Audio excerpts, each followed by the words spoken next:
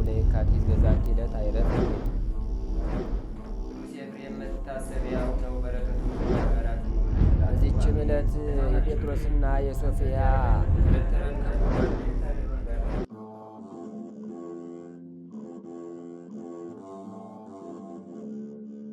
በስመ አብ ወወልድ ወመንፈስ ቅዱስ አሐዱ አምላክ። ወርኃ ሰኔ ቡሩክ ሰዓተ መዓልቱ አሰርቱ ወሐመስቱ ወእምዝ የሐጽጽ አማሚሩ ለሰኔ በዛቲ ዕለት ኮነ ቅዳሴሃ ለቤተ ክርስቲያን ዘቅዱስ ለውንቴዎስ ዘመሃገረ ሶርያ ዘአስተርአዩ እምኔሁ ተአምራት። አንድ አምላክ በሚሆን በአብ በወልድ በመንፈስ ቅዱስ ስም የተባረከ የሰኔ ወር ቀኑ 15 ሰዓት ነው። ከዚህም በኋላ ይጎድላል። ሰኔ አንድ ቀን በዚች ቀን ከእርሱ ታምራት የተገለጡ የሶርያ ሰው የሆነ የቅዱስ ለውንቴዎስ የቤተ ክርስቲያኑ ቅዳሴ ነው። ይኸውም ቅዱስ ለውንቴዎስ በሐምሌ ወር በ22ኛው ቀን በሰማዕትነት በሞተ ጊዜ ከታላላቅ መኳንንቶች የአንዱ መኮንን ሚስት መጣች። ለወታደሮችም ብዙ ገንዘብ ሰጠች። የቅዱስንም ሥጋ ወሰደች፣ በባሏም ልብስ ገነዘችው፣ በሳጥንም አድርጋ በቤቷ ውስጥ አስቀመጠችው። በቀንና በሌሊትም የሚያበራ መብራት በፊቱ አኖረች። እነሆም ንጉሥ ዲዮቅልጥያኖስ በመኮንኑ ባሏ ላይ በሆነ የሥራ ምክንያት ተቆጣ። በአንጾኪያም ከተማ በወህኒ ቤት አሰረው። ቅዱስ ለውንቴዎስም ለሥጋው መልካም ለሰራች ለመስፍኑ ሚስት መልካም ዋጋዋን ሊከፍላት ሽቶ በዚያች ሌሊት በወህኒ ቤት ለባሏ ተገለጠለት። በወህኒ ቤቱም ብርሃን ወጣ። ለመኮንኑም የራሱ የሆነውን በቤቱ ያለውን የሚያውቀውን የወርቅ ልብስ ለብሶ በጎልማሳ ፈረሰኛ አምሳል ተገለጠላት። ከዚህም በኋላ እንዲህ አለው፣ አትዘን፣ አታልቅስም። ዛሬ ከዚህ ወጥተህ ከንጉሥ ጋር በማዕዱ ትቀመጣለህና ከዚያም ወደ ቤት በሰላም ትሄዳለህና። የታሰረው መስፍንም ይህን ጎልማሳ ፈረሰኛ ስላየው በላዩም ስለወጣው ብርሃን የወህኒ ቤቱም ደጅ እንደተዘጋና እንደተቆለፈ ወደ እርሱ ስለ መግባቱ ደግሞም የራሱ የሆነውን በቤቱ ውስጥ የተወውን የወርቅ ልብስ ለብሶ ስለ ማየቱ በዚህ ሁሉ ሥራ ያደንቅ ነበር። ከዚህ በኋላ ቅዱስ ለውንቴዎስ በዚያች ሰዓት ወደ ንጉሡ ሄደ። በመኝታውም ተኝቶ ሳለ ረገጠው፣ እጅግም ደነገጠ። ለንጉሡም እንዲህ አለው፣ ንጋት በሆነ ጊዜ መስፍን እገሌን ከወህኒ ቤት አውጣው፣ አክብረውም።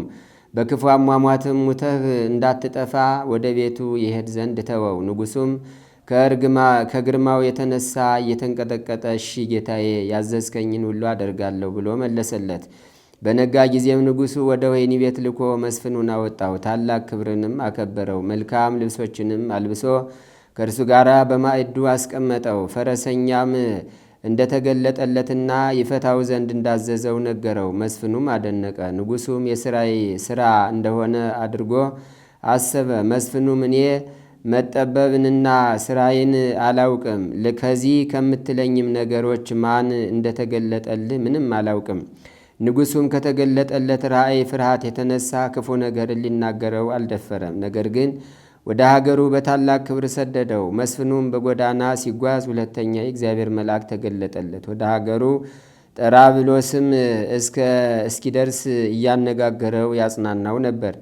ከዚህም በኋላ ተሰወረው። ወደ ቤቱም በገባ ጊዜ ቤተሰቦቹን ሰላም አላቸው። የእርሱን የወርቅ ልብስ የሚለብስ ልብስ ለብሶ ፈረሰኛ ጎልማሳ እንደተገለጠለትም ነገራቸው። ከወህኒ ቤትም እስራት ያድነው ዘንድ ቃል እንደገባለት ነገራቸው። ሚስቱም ያዳነው ቅዱስ ለውንቴዎስ እንደሆነ አውቃ ብታየው ታውቀዋለህን አለችው። አዎን አላት። ከዚያም የቅዱስ ለውንቴዎስን ስዕል ወዳለበት ቦታ አስገባችው። አይቶም የተገለጠልኝ በእውነት ይህ ነው አለ። ሁለተኛም የቅዱስ ለውንቴዎስ ሥጋ ያለበትን ሳጥን ከፈተች። ያንንም የእርሱን የወርቅ ልብስ እንደለበሰ አየው። የፊቱንም መሸፈኛ ገለጠ። የተገለጠለትና ከእስራት ያዳነውም እርሱ እንደሆነ ተረዳ። መስፍኑም ማን እንደሆነ ስለ እርሱ ሚስቱን ጠየቃት። እርሷም የቅዱስ ሌዎንቴዎስን ገድል ነገረችው። መስፍኑም ይህን መልካም ሥራ ስለሰራች ሚስቱን አመሰገናት፣ መረቃትም። የተመሰገነ እግዚአብሔርንም በቅዱሱ ላይ አድሮ ድንቅ ሥራ ስለሚሠራ መሰገነው። መብራትና ማዕጠንትም እንዳይለየው ሚስቱን አዘዛት። ከሃዲው ዲዮቅልጥያኖስን ጌታችን እስካጠፋው ድረስ እንዲሁ የምትሰራ ሆነች። ከዚህም በኋላ መልካም ቤተ ክርስቲያን አንጸው ስጋውን በውስጡ አኖሩ። በዚህች ዕለትም አከበሯት። ከስጋውም ብዙዎች ድንቆችና ታምራት ተገለጡ። ለእግዚአብሔር ምስጋና ይሁን፣ እኛንም በዚህ ቅዱስ ጸሎት ይማረን፣ በረከቱም ከእኛ ጋር ትኑር ለዘላለሙ አሜን። ሰላም ለለውንት የወፀዋሬ መቅሰፍት በነብሱ እስከ ተበልአ ስጋሁ ወእስከ ተበጽለ ማይሱ ድህረ ተአተተ እምድር ዲዮቅልጥያኖስ ንግሱ። በዛቲ ዕለት ቤተ ክርስቲያን ቀደሱ ዋይጽምቲሁ ባይሬ ውስቴታ አፍለሱ። በዚችም ዕለት እስራኤል የተባለው የያዕቆብ ልጅ የጻድቁ ዮሴፍና የሚስቱ የአስኔት የእረፍታቸው መታሰቢያ ነው። በረከታቸውም ከእኛ ጋር ትኑር ለዘላለሙ አሜን። ሰላም ለዮሴፍ ዘተብህለ አምሳሉ ለእግዚአብሔር መልአከ ኃይሉ ለዝ ጠቢብ ጸዋሪተ እንቁ መዝገበ ብዕሉ እንተ ይእቲ ማርያም ይብሉ መምህራነ ምስጢር ወጥበብ ኩሉ። በዚችም ዕለት ከላይኛው ግብፅ ከጣሃ አውራጃ የሆኑ የባልንጀራሞች ሰማዕታት መታሰቢያቸው ነው። የሰማዕት ቆዝሞስም የእረፍቱ መታሰቢያ ነው። በረከታቸውም ትድረሰን ለዘላለሙ አሜን። ሰላም ለቆዝሞስ ወለአብያጺሁ በአምሃ ዘማሃገረ ጣሃ ወለቢፋሞን ሰማዕት ዘተጋደለ ብዙሃ ከመይፍረይ አሜከላ ዋስዋከ በሊሃ ገራይተ ልብየ ረሰዩ ንጹሃ። በዚችም ቀን የመስተጋድል የሰማዕት ቢፋሞን የእረፍቱ መታሰቢያና በስሙ ከታነጹ አብያተ ክርስቲያናት የመጀመሪያይቱ ቤተ ክርስቲያን ቅዳሴ ነው። የእስክንድርያ ከተማ ሰማዕታትና የሊቀ ጳጳሳት ቶማስም መታሰቢያቸው ነው። በረከታቸውም ከእኛ ጋር ለዘላለሙ ትኑር አሜን። አንድ አምላክ በሚሆን በአብ በወልድ በመንፈስ ቅዱስ ስም ሰኔ 2 በዚች ቀን የመጥምቁ የቅዱስ ዮሐንስ ሥጋና የቀናተኛው ኤልያስ ደቀ መዝሙር ከሆነው ከነቢዩ ኤልሳ ሥጋ ጋር በአንድነት ተገኘ። በዚችም ዕለት የቄርሎስ የአክሲሌጥስና የኢትዮጵያ መነኮስ የቀውስጦስ መታሰቢያቸው ነው። እግዚአብሔርም በጸሎታቸው ይማረን ለዘላለሙ አሜን። ዛቅረብኩ ማሕሌተ አዘኪሬ አእላፈ እምለተ ጸምዱ ከዘልፈ ለእለ አነብብ ተወከፍ ዘንዴቴ መጽሐፈ እንተረሰይ ከግዚኦ ጸዲቀ መበለት ውኩፈ እምለ አቡኡ ብኡላን ዘተርፈ ነቢያት ቅዱሳን ሐዋርያት ሰባክያን ሰማዕት ወጻድቃን ወመላእክት ትጉሃን ደናግል አዲ ወመነኮሳት ሄራን ባርኩ ጉባኤ ዛቲ መካን እስከ አረጋዊ ሊሂቅ ወንዑስ ሕፃን ለዘጸሐፎ በክርታስ ወለዛ ጸሐፎን ዘይደርስ ወለዛ አንበቦ ዘለተርጎሞ በልሳን ሐዲስ ወለዘ ሰማ ቃሎ በዝነ መንፈስ በጸሎተሙ ማርያም አራቂተ ኩሉም ባይ ስቡረ ይመሃረን ኢየሱስ ክርስቶስ። ታምሪሃ ለእግዝእትነ ቅድስት ድንግል በክሌ ማርያም ወላዲተ አምላክ ጸሎታ ወበረከታ ይሃሉ ምስለ ኩልነ ህዝበ ክርስቲያን ለዓለም ዓለም አሜን። ልመናዋ ክብሯ ለዘላለም በእውነት ይደርብና አምላክን የወለደች በድንጋሌ ሥጋ በድንጋሌ ነፍስ የጸናች ክብርት እመቤታችን ያደረገችው ታምሪ ነው። አምላክን የወለደች በድንጋሌ ሥጋ በድንጋሌ ነፍስ የጸናች ክብርት እመቤታችን እና የተወደደ ልጇ ከዮሴፍና ከሰሎሜ ጋር ከስደት ተመልሰው ወደ አገራቸው ወደ ናዝሬት ከገቡ በኋላ ሕፃኑ ኢየሱስ አደገ፣ በመንፈስ ቅዱስም ጸና፣ ጥበብም ተመላበት፣ የእግዚአብሔርም ጸጋ በእርሱ ላይ ነበረች። ዘመዶቹም በየዓመቱ ለፋሲካ በዓል ወደ ኢየሩሳሌም ይሄዱ ነበር።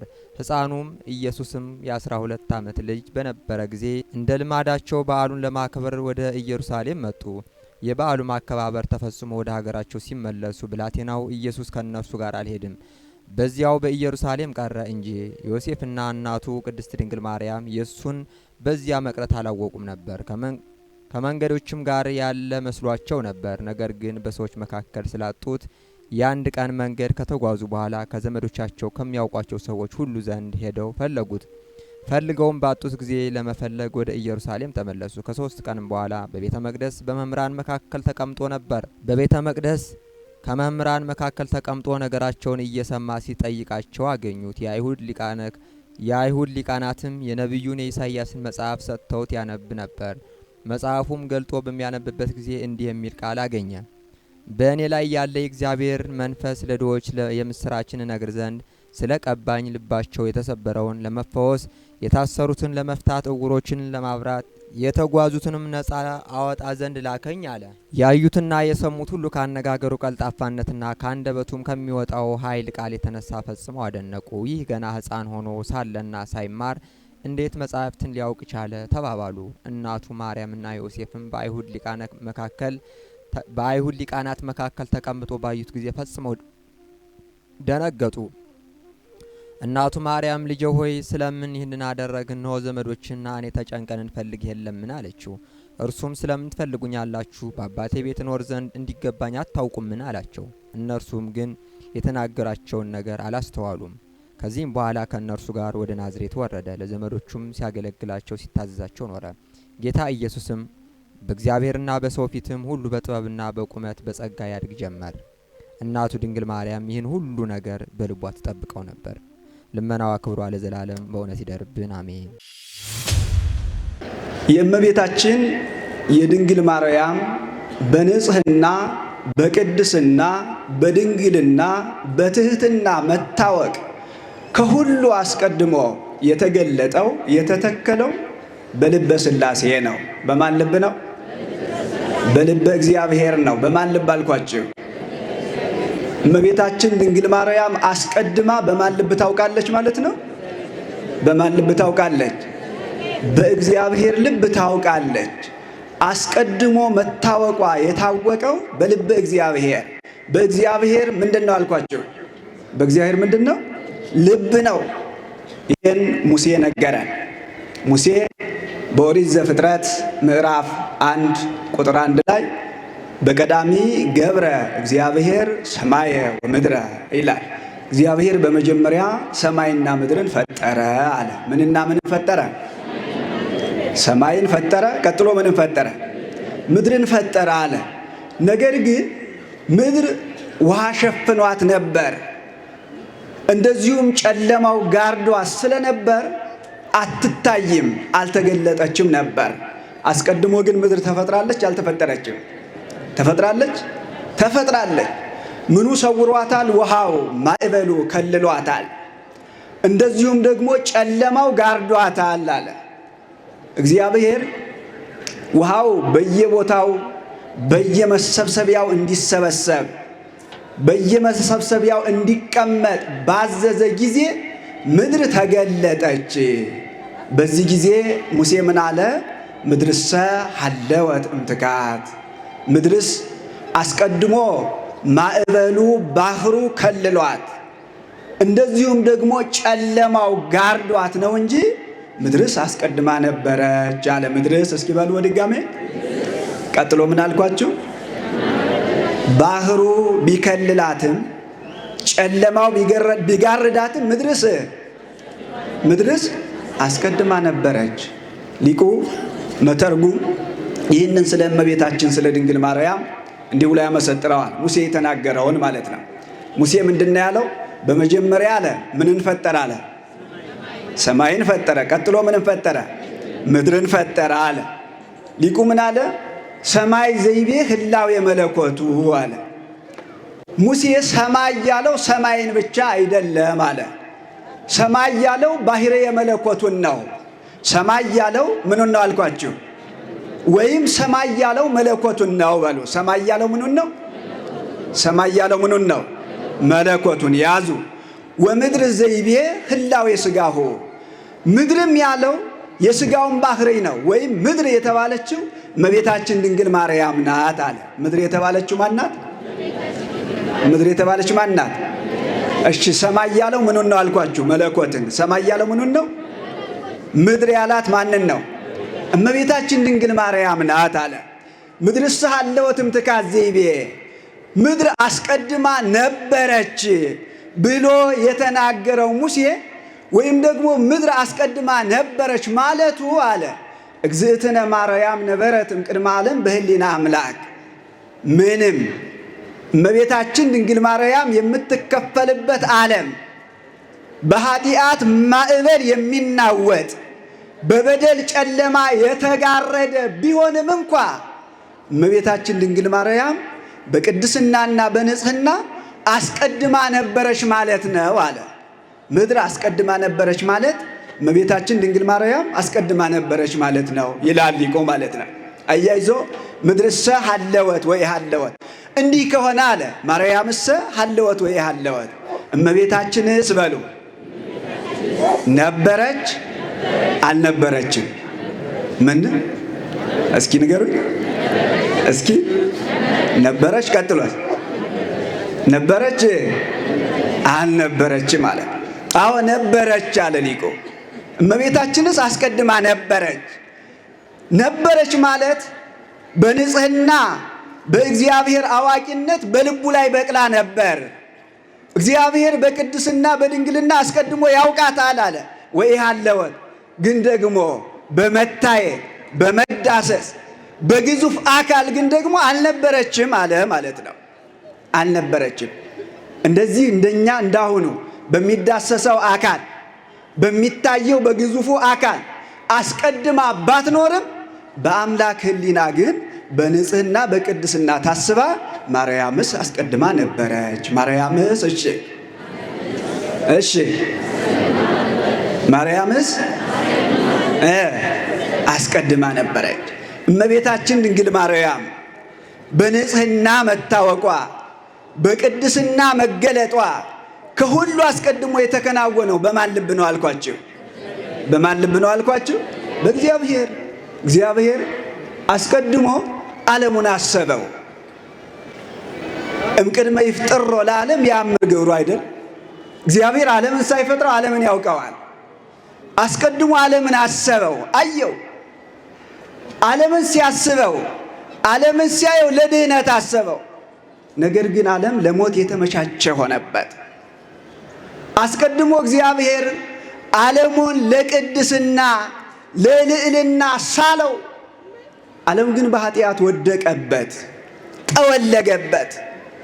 እግዚአብሔር በሕሊናው አስቀድሞ ዓለምን ለጽድቅ፣ ለከፍታ፣ ለልዕልና፣ ለድህነት አሰበው፣ ሳበው። ዓለም በማዕበሉ በበደሉ እየጨለመ ከእግዚአብሔር እየተሰወረ እግዚአብሔርን አራቀው፣ እግዚአብሔርን አሸሸው። እግዚአብሔር ዓለሙን ሳይፈጥረው ዓለሙን ሲያስበው በዓለም አልተደሰተም። ነገር ግን ያን ጊዜ እግዚአብሔር ለዓለም መፈጠር መሰረት የሆነችው እመቤታችን ድንግል ማርያምን በልቡ አሰባት። ዓለም እንዲፈጠር እናቱን አሰበ ማለት ነው። ከዓለም መፈጠር አስቀድሞ ለዓለም መፈጠር እመቤታችን ድንግል ማርያምን ያስብ ነበር። ለዓለም መዳን የአዳም ተስፋው ማነች? ተናገሩ፣ ማነች? የአዳም ተስፋው ማነች? ለመዳኑ ተስፋው እመቤታችን ነች አይደለ? ለዓለምም መፈጠር የእግዚአብሔር ተስፋው እመቤታችን ድንግል ማርያም ነበረች ማለት ነው። በአካል ሳትገለጥ ዓለሙ ሳይፈጠር አስቀድማ በአምላክ ሕሊና ውስጥ ለዓለሙ ድህነት እመቤታችን ድንግል ማርያም የታወቀች ነበረች ማለት ነው። እንደዚህ ዝም ብሎ በልቡ ማወቅ በልቡ ማሰብ ብቻ አይደለም። እግዚአብሔር አስቀድሞ በልቡ አወቃት፣ በስራውም ደግሞ ገልጧታል። በስራው ምን ብሏታል አልኳቸው? በስራው ምን ብሏታል? ገልጧታል። በልቡ ያወቃትን አስቀድሞ ሳትመጣ ጥንቱን በስራው ገልጧታል። ሙሴ ምን ነበር ያለን? በመጀመሪያ ምንና ምንን ፈጠረ አለ? ምንና ምድርን ፈጠረ? ሰማይን ፈጠረ። ቀጥሎ ምንን ፈጠረ? ምድርን ፈጠረ አለ። እግዚአብሔር ዓለሙን ዓለም አድርጎ ሲያመጣው በዓለምነቱ ሲፈጥረው ከኢምንት ከምንም ነው ማለት ነው። እግዚአብሔር ዓለምን ዓለም ሲያደርገው የተጠቀመው ዓለም ያደረገበት ግብአት የለም። ዓለሙን እንዲሁ ከምንም ካለመኖር እንዲኖር አደረገው። ካለመገኘት አስገኘው። የሚዳሰሰውን ዓለም ካለመዳሰስ ያለምንም ግብአት አስገኘው። በዚህ እመቤታችን ድንግል ማርያምን አስቀድሞ እናትነቷን ሰበከ፣ ድንግልናዋን ገለጠ። ዓለምን እንዴት አድርጎ አመጣው አልኳቸው? ከምንም እስኪ በሉ ተናገሩ እንጂ ግብአት ተጠቀም አልኳችሁ? ድንጋዩን ድንጋይ ሲያደርገው ድንጋይ አለዝቧል። መሬቱን መሬት ሲያደርገው አፈር ደብሏል። እንዲሁ አመጣው እግዚአብሔር ማለት ነው። እንዲሁ የሚዳሰሰውን አምጥቶ እናቱን ነገረን ማለት ነው። ከምንም መፍጠር ድንግልናዋን መስበክ ነው። ከምንም መፍጠር ምኗን መስበክ ነው አልኳችሁ? አረ ተናገሩ። ምኗን መስበክ ነው? ድንግልናዋን መግለጥ ነው። የሚዳሰሰውን ዓለም ማስገኘት ደግሞ እናትነቷን መናገር ነው። ያለምንም ግብአት ዓለሙን አስገኝቶ ያለምንም ዘር እሱን እንደምታስገኘው ጥንቱን ለኛ ነገረን፣ አስቀድሞ ሰበከን ማለት ነው። እንደዚህ በልቡ ማወቅ በስራው መግለጥ ብቻ አይደለም። እኔ ማረፊያዬን አግኝቻለሁ እሷንም ገልጫለሁ ብሎ ዝም አይደለም ያለው። ደስታውን ለብቻው ብቻ አይደለም ያደረገው። ፍጡራን ሁሉ የሚቻላቸው ሁሉ እሷን እንዲሰብኳት እንዲገልጧት ለፍጥረታት አሳልፎ ሰጥቷታል። እየሰማችሁ ነው? ከቃሉ ጋር ናችሁ? እግዚአብሔር ከሁላችን ጋር ይሆን፣ አይለየን። ፍጥረታት ሁሉ ማንን እንዲሰብኩ አድርጓን አልኳችሁ? እመቤታችንን ማርያምን። እስኪ በሉ ማንን? ማርያምን። ፍጥረታት ሁሉ ምን ይላሉ? ምን ይላሉ? ይሰብካሉ። ሳትመጣ በተስፋ ይጠባበቋት ነበር። አባታችን አዳም በእናታችን በሔዋን ውስጥ ዓለሙ ሁሉ ፍጥረቱ ሁሉ ሕያው የሚሆንባትን ልጁን ድንግልን እያየ ሔዋንን ሕይወትየ ይላት ነበር። እስኪ ሕይወትየ እስኪ በሉ፣ እስኪ ተርጉሙት። ሕይወትየ እስኪ በሉ። ምን ሔዋን ሕይወቱ ነች እንዴ? ሕይወቱ ነች። ለምን ወደዚህ መጣን? በየት በኩል መጣን ስንል ማንን ነው የምናመካኘው? ዕፀ በለስን ማን ቆረጠ ነው የምንለው? አዳም ነው። ማን ቆረጠ? ለምንድን ነው ሕይወት የሚላት? እመቤታችን ድንግል ማርያምን በውስጧ ምን ይላት ነበር? በተስፋ ዓይን ምን ይላታል? ያያት ነበር፣ ይመለከታት ነበር። ልጆቹ ነቢያትም መናገር የሚቻላቸው እንደዚሁም መስራት የሚቻላቸው መመሰል የሚቻላቸው ሁሉ በእያንዳንዱ ነገር እናታችን ድንግል ማርያምን ይሰብኩ ያስተምሮ ነበር። ነቢዩ ኢሳይያስ ከልጆቹ ከነቢያት መካከል አንዱ በትንቢተ ኢሳይያስ በመጽሐፉ ምዕራፍ 44 ቁጥር 3 ላይ እመቤታችን ድንግል ማርያምን የተጠማች ምድር ይላታል። ምን ያለች ምድር አልኳችሁ? ምን ያለች ምድር? የተጠማች ምን ምድር አለ። ምንን የተጠማች? ማየ ሕይወት የሕይወት ውሃ ጌታን የተጠማች ምን ምድር ይላታል ማለት ነው። ኢትዮጵያውያን መተርጉማን ይህንን ለእመቤታችን ሰጥተው ሲተረጉሙ ኢሳይያስ ምድር ያለውን ምድርሰ ምሳሌሃ ለማርያም ይላሉ። ምድርስ በሉ የእመቤታችን ምሳሌ ናት። የማን ምሳሌ? የእመቤታችን ምንድናት አሉ? ምሳሌ ናት አሉ። ምክንያታቸውን ሲያቀርቡ ምድር ትጸንዕ በሰለስቱ ግብራት፣ ምድር በሶስት ነገር ትጸናለች። በስንት ነገር? በስንት ነገር? ዘውእቶሙ ማይ ወእብን ወስሩ። እነዚህም አሉ ዘርዝሮ አንዱ ውሃ ነው አሉ። አንዱ ምንድን ነው? ሁለተኛው ደንጊያ። ሁለተኛው ምንድን ነው? ሶስተኛው ደግሞ ስር ነው አሉ። ሶስተኛው ምንድን ነው? በውሃ በደንጊያ በስር ምድር ምን ትላለች? ምን ትላለች? ትጸናለች። ምድርን ስንት ነገር አጸናት?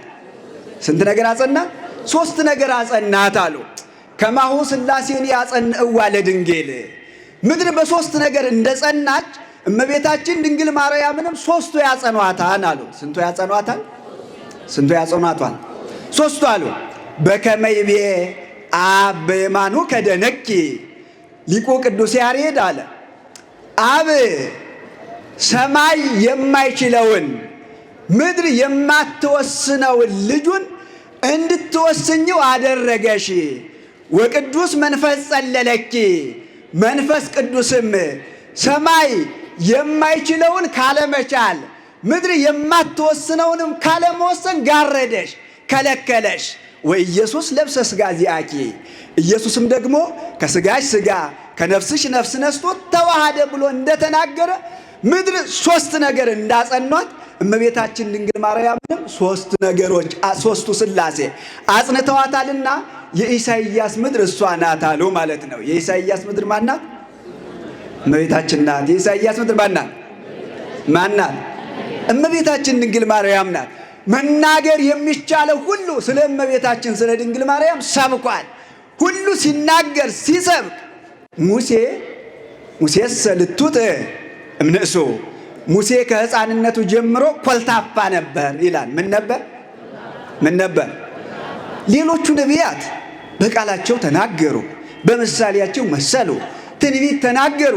ሙሴ ደግሞ አብዝቶ አበክሮ ስለሷ እንዳይናገር ምላሱ ምንድነው አልኳቸው? ምንድነው? ኮልታፋ ነው።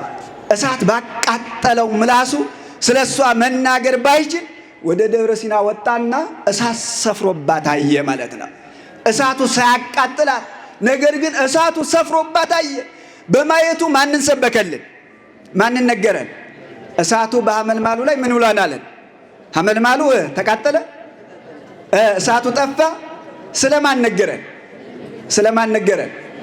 ዳግመኛ እስራኤልን ከኋላ ከመጣባቸው ጠላታቸው በሱ ተገድለው እንዳይሞቱ ከፊትም ደግሞ በሚጠብቃቸው በባህሩ ሰጥመው እንዳይሞቱ ባህሩን ከፈለና በየብስ ላይ አሻግሮ ከኋላም ጠላታቸው ከፊትም ስጥመት አዳናቸው። ባህሩን ከፍሎ በምን አሻገራቸው አልኳቸው? በየብስ በሉ። በምን አሻገራቸው? በየብስ። ይህ የሙሴ ሥራ ነው። በዚህ ሥራው የነገረን የእመቤታችን የድንግል ማርያምን መድኃኒትነቷን ነው፣ አዳኝነቷን ነገረን ማለት ነው። እስራኤል ከኋላ ከሚመጣባቸው ከተከተላቸው ከፈርዖን ከፊት ደግሞ ከሚጠብቃቸው ስጥመት የዳኑት በምኑ ተሻግረው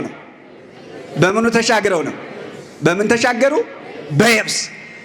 ምእመናንም ደግሞ ከኋላ ተከትሎ ከመጣ ከአባቶቻችን ኃጢአት ወይም ደግሞ ከጥንት አብሶ በማንዳን ተናገሩ እንጂ በማንዳን በእመቤታችን ድንግል ማርያም ወደፊትም ደግሞ ከሚጠብቀን ኃጢአት በማን በኩል እንሻገራለን? በማን በኩል እንሻገራለን? ሙሴ እስራኤልን በየብሱ አሻግሮ በእመቤታችን በድንግል ማርያም ወደ ገነት እንደምንሸጋገር ምን አለን? ነገረን አልነገረንም? አልነገረንም? ሙሴ እመቤታችን ነግሮናል አልነገረንም? አልነገረንም? ሰበከን። መናገር የሚቻለው ዳዊትም መዝሙር 113 ቁጥር 23 ላይ የሙሴን ቃል ይደግመዋል። ምን ይላል? ብሩካኑ አንትሙ ለእግዚአብሔር ዘገብረ ሰማየ ወምድረ አለ። ሰማይና ምድርን ለፈጠረ ለእግዚአብሔር ንዑዳን ክቡራን ፍጥረቶቹ ናቸው አለ። ምንና ምንን ለፈጠረ? ሰማይን ቀጥሎስ ምንን? ሰማይን ምድርን። ሰማይ ምንድን ነው ብለን ነበር? ሰማይ ምንድን ነው አለን? አልረሳችሁም? ቀጥሎ ምድርስ ቀጠለ። ዳዊት ይነግረናል፣ ይተረጉመዋል ማለት ነው። ሰማየ ሰማያት ለእግዚአብሔር አለ። ሰማያት የእግዚአብሔር ማደሪያዎች ናቸው ማለት ልዑል ባህርዩ የእግዚአብሔር ገንዘብ ነው አለ። ባህርዩ እስኪ በሉ የእግዚአብሔር ገንዘብ ነው። የማን ገንዘብ ነው? ባህርዩ የማን ገንዘብ ነው? የእግዚአብሔር ገንዘብ ነው። ምድረሰው ሀበ ለእጓለ እመሕያው ምድርን ግን ለሰው ልጆች ርስት አድርጎ ሰጠ። ምድርን ለማን ርስት አድርጎ ሰጠ? ምድር ማነች ብለን ተርጉመን ነበር። እመቤታችንን ለሰው ልጆች ምን አድርጎ ሰጠ? ርስት በሉ እንጂ ምን አድርጎ? ዓለም እንዲወርሳት የተሰጠች ምድር ማናት? ዓለም ሁሉ እሷን ይወርስ ዘንድ የተፈጠረላት ምድር ማናት? እመቤታችን ድንግል ማርያም ናት። ዓለም ሁሉ ሊወርሳት ስለ እሷ የተፈጠረላት ምድር እመቤታችን ድንግል ማርያም ናት። ምድረሰ ወሀበ ለእጓለ እመሕያው እመቤታችን ድንግል ማርያምን ግን ለፍጥረት ሁሉ መጽናኛ፣ ሕይወት፣ አማላጅ አድርጎ ሰጠ ይላል። ክብር ለእመቤታችን ለድንግል ማርያም ይሁንልን። አባቶቻችን ሊቃውንት እንዲያው ዝም ብለው ከመሬት ተነስተው አይደለም። በእንተ እግዝእትነ ማርያም ተፈጥረ ኩሉ ዓለም። ስለ እመቤታችን ስለ ድንግል ማርያም በሉ ማን ተፈጠረ? ዓለም ሁሉ ተፈጠረ። ፈጠራ አይደለም፣ ተረት አይደለም፣ እንደ ፍቅሩ ሲጸናበት ሰው የተናገረው ንግግር አይደለም፣ ልብ ወለድ አይደለም። እያንዳንዱን ነገር መንፈስ እግዚአብሔር አናግሯቸው ከአስራው መጻሕፍት ተነስተው ነው አባቶቻችን የሚናገሩት። መነሻቸው ቅዱስ ዮሐንስ ነው፣ ባለ ራእዩ ወይም ወንጌላዊው ማለት ነው። ዮሐንስ በራእዩ ምዕራፍ 12 ቁጥር 1 ላይ እንዲህ ይላል፣ ወአስተርአየ ተአምር አብይ በውስተ ሰማይ፣ ታላቅ ምልክት በሉ በሰማይ ታየ።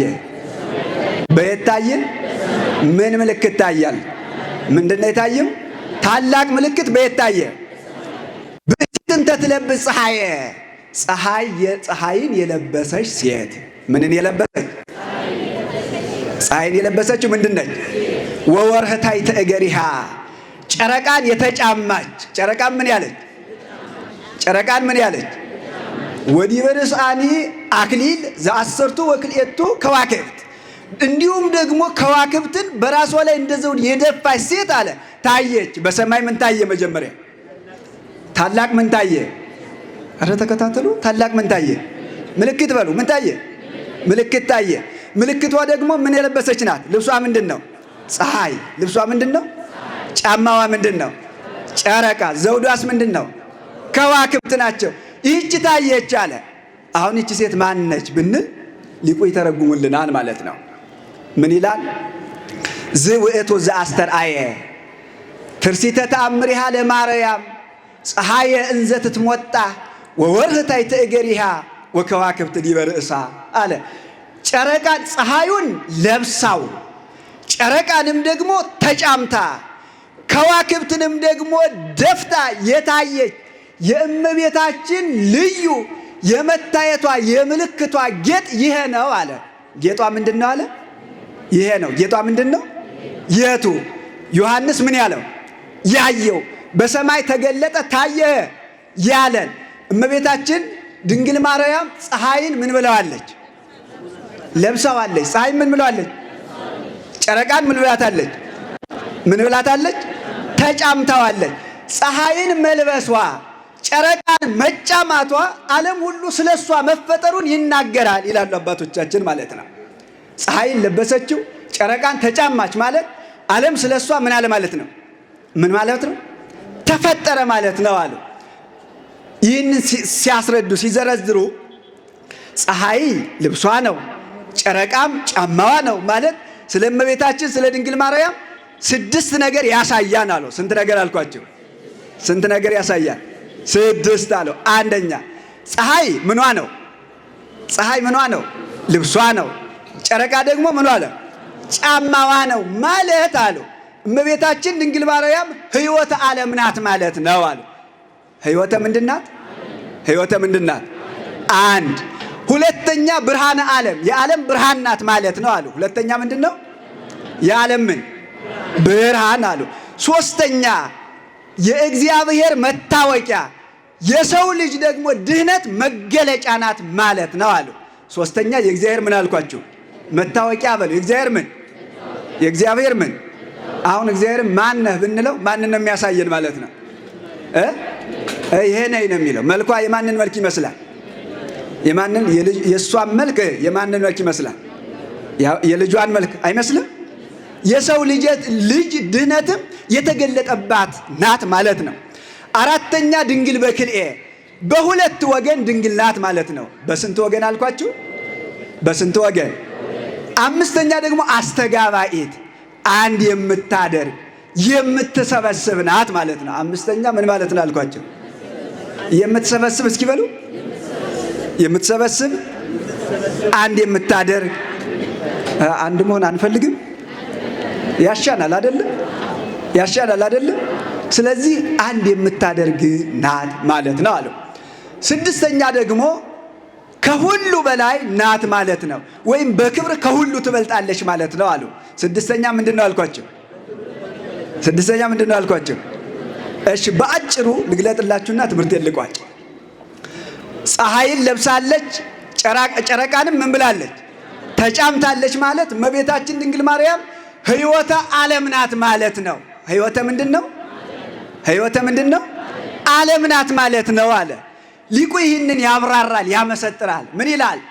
ናሁኬ ተአስተርአየ ተፈጸመ ሰርጎ መዓልት ወሰርጎ ሌሊት በላዕለ ማርያም እስመ በእንቲአሃ ተፈጥረ ኩሉ ዓለም አለ።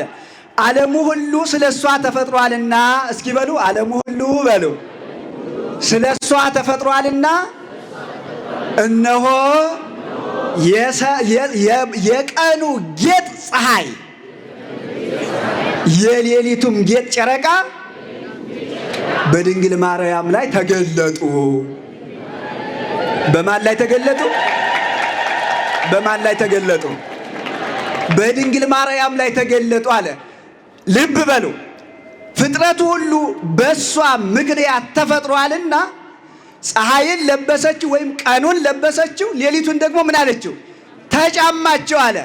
እስመ አልቦ ዘየአዱ ሕይወቱ ለሰብእ እመዓልት ወእም ሌሊት በዛ ዓለም። በዚህ ዓለም የሚኖር ፍጥረት ሁሉ በቀንና በሌሊት ብቻ ይኖራልና አለ።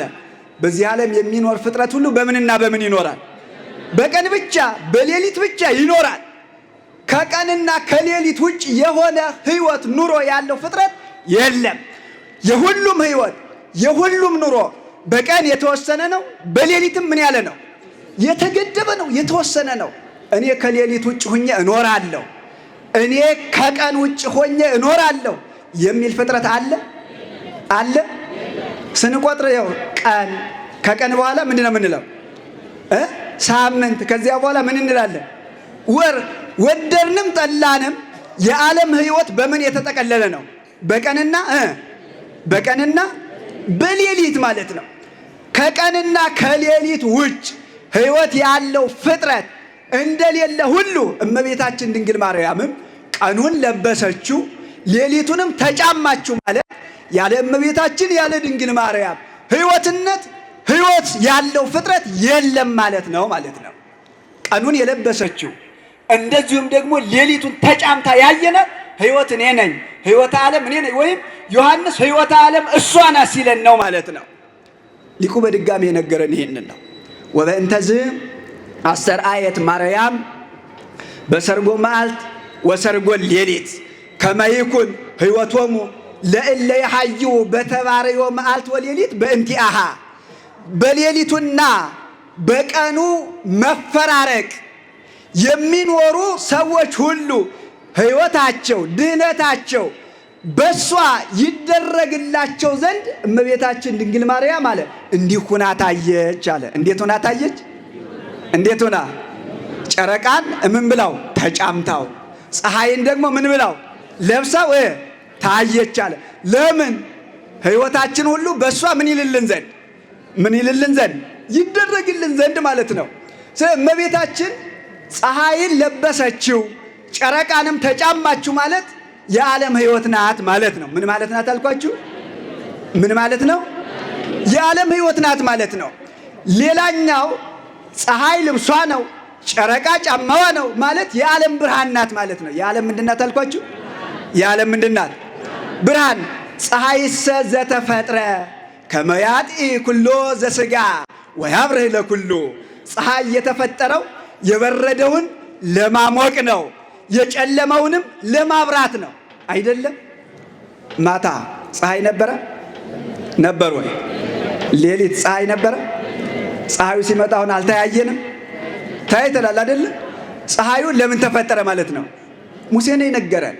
ለምን ተፈጠረ? እያየነውም ነው። ለማብራት። የቀዘቀዘውን የበረደው ምን ለማለት? ለማሞቅ ተፈጠረ። እመቤታችን ድንግል ማርያምም በኃጢአት የጨለመውን ዓለም ለማብራት፣ በኃጢአት የቀዘቀዘውን የበረደውን ዓለም በሙቀተ መንፈስ ቅዱስ ለማማወቅ ተፈጥራለች ማለት ነው። ፀሐይን ለበሰችው ማለት እመቤታችን ድንግል ማርያም የዓለም ምኑ ናት ማለት ነው አልኳቸው? ብርሃኑ ናት በሉ እንጂ ምኑ ናት? ምኑ ናት? ብርሃኑ ናት ማለት ነው። ሶስተኛ ፀሐይ ልብሷ ነው ወይም ቀኑ ልብሷ ነው። ሌሊቱ ደግሞ ምኗ ነው አልኳችሁ? ጫማዋ ነው ማለት የእግዚአብሔር መታወቂያ ናት። የሰው ልጅ ድህነትም ደግሞ መገለጫ ናት ማለት ነው። እግዚአብሔርን ማወቅ የማይሻ የለም። አለ እንዴ? አለ እንዴ? ድህነቱን የማይሻ አለ? ሁሉም ሰው ድህነትን ይፈልጋል አይደል እንዴ? የድህነት መታወቂያ ማናት አልኳችሁ? የእግዚአብሔር መታወቂያ ማናት አልኳችሁ? ለዚህ ምንን ለብሳ አየናት? ጨረቃን ተጫማችው፣ ፀሐይን ደግሞ ምን አለችው? ለበሰችው። እንዴት እንበል? ፀሐይ፣ ጨረቃ፣ ከዋክብት የዕለት የሳምንት የወር ምኖች ናቸው? መታወቂያዎች ናቸው። ፀሐይ፣ ጨረቃ፣ ከዋክብት ከመፈጠራቸው አስቀድሞ በጉልህ ተሰፍሮ ተቆጥሮ የታወቀ ዘመን ዓመት አልነበረም። እመቤታችን ድንግል ማርያምም ከመወለዷ አስቀድሞ የታወቀ በጉልህ የተመሰጠረ አንድነት ሶስትነት እግዚአብሔር ነበር። ግን ለሰው ሁሉ የተገለጠ አልነበረም። የሰው ድህነትም ሁሉ የተገለጠ የታወቀ አልነበረም። ሊቁ ዮሐንስ ይህንን ይናገራል ማለት ነው። ከቅዱሳን ረድኤት በረከት ያሳትፈን። የአባቶቻችን የቅዱሳን በረከታቸው ትርዳን ትጠብቀን። በስራችን ሁሉ የእግዚአብሔር ቸርነት አይለየን። ሀገራችንን በጽኑ ሰላም ይጠብቅልን። ሕዝቡን ከሕዝብ ያስማማልን። በዓለም የተበተኑትን ሕዝበ ክርስቲያን ወገኖቻችን በቸርነት ይጠብቅልን። አቡነ ዘበሰማያት ይትቀደስ ስምከ ትምጻእ መንግሥትከ ወይኩን ፈቃድከ በከመ በሰማይ ከማሁ በምድር ሲሳየነ ዘለለ ዕለትነ ሀበነ ዮም ህድግ ለነ አበሳነ ወጌጋየነ ከመ ንሕነኒ ንህድግ ለዘአበሰለነ የታበአነ እግዚኦ ውስተ መንሱት አላ አድኅነነ ወባልሐነም ኩሉ እኩይ እስመ ዚአከ ይእቲ መንግሥት ኃይል ወስብሐት ለዓለመ ዓለም። በሰላመ ቅዱስ ገብርኤል መልአክ ወእግዝእትየ ማርያም ሰላም ለኪ ድንግል በህሊናኪ ወድንግል በሥጋኪ እመ እግዚአብሔር ጸባኦት ሰላም ለኪ ብሩክት አንቲ እምአንስት ወብሩክ ፍሬ ከርስኪ ተፈሥሒ ፍሥሕት ወምልዕተ ጸጋ እግዚአብሔር ምስሌኪ ሰአሊ ወጸልይ ምህረታ በፍቅር ወልኪ ኢየሱስ ክርስቶስ ከመ ይስራይ ለነ ኃጣውኢነ ተማሂፀነ ብኪ ኦ እግዚእ ኢየሱስ ክርስቶስ ሠራይ ኃጢአት ስራይ ኃጢአትየ ወኃጢአተ ኩሉ ሕዝብ ከማይሰራ ኃጢአት እግዚአብሔር ይፍታ። ንቁ ሚዲያ ለተመልካቾቹ ከሚያደርሳቸው ዕለታዊ ሳምንታዊና ወርሃዊ ዝግጅቶች መካከል የየዕለቱን ስንክሳር ወርሃዊና ዓመታዊ የቅዱሳን ገላትና ድርሳናትን በኢትዮ ማህበር የዩቲዩብ ቻናል ያቀርባል። የየዕለቱን ስንክሳር ባሉበት ሆነው በማድመጥ እንዲሁም ወርሃዊና ዓመታዊ የቅዱሳንን ዜና ሕይወታቸውን በማድመጥ ከቅዱሳኑ በረከትና ረድኤት እንዲያገኙ ንቁ ሚዲያ የሁል ጊዜ ምኞቱ ነው። በየዕለቱ የሚለቀቁ ዜና ቅዱሳንን ላይክ፣ ሼር እና ሰብስክራይብ በማድረግ አገልግሎቱን ይደግፉ። ንቁ ሚዲያ ርቱ የቤተ ክርስቲያን ልሳን